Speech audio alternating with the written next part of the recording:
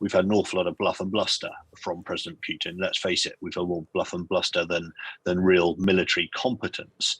But that's a very fine judgment for NATO leaders to play, and they'll be constantly trying to seek the edge of the boundary without crossing over it. So let me welcome retired Major General Rupert Jones, former Standing Joint Force Commander.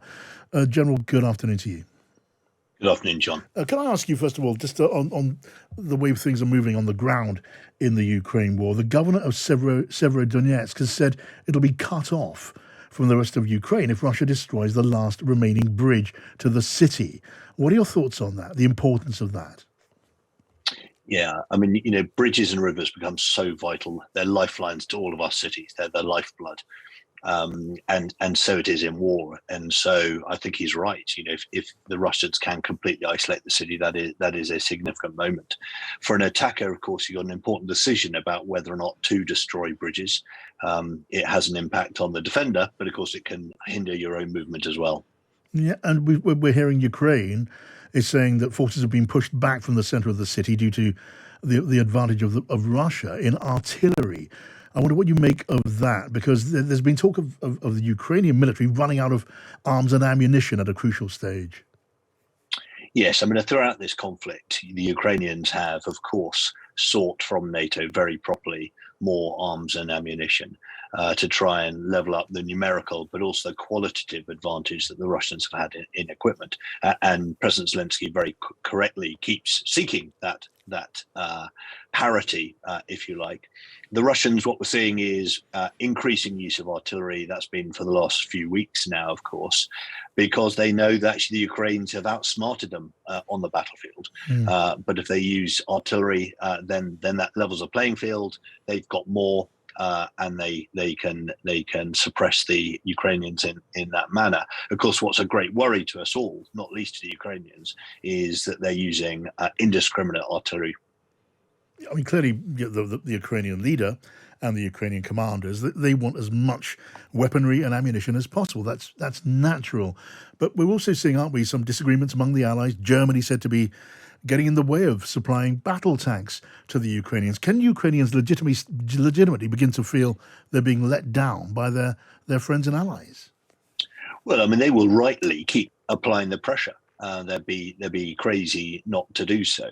But it is a legitimate discussion, isn't it, for all of our nations through the vehicle of NATO to put forward differing positions. That's the nature of the NATO alliance, and these are highly nuanced discussions about exactly where is the sweet spot of what to provide and not to provide.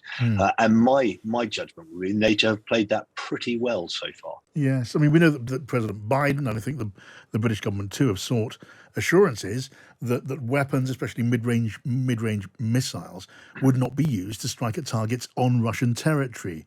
Now, you can see why that would be the case.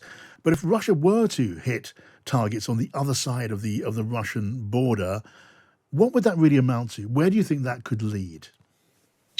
Well, I mean, this is what the NATO planners will be scenario developing. I mean, you and I could conceive the situation where President Putin used that as a catalyst to escalate the war more broadly outside Ukraine's boundaries. My judgment is they won't do that. We've had an awful lot of bluff and bluster from President Putin. Let's face it, we've had more bluff and bluster than real military competence.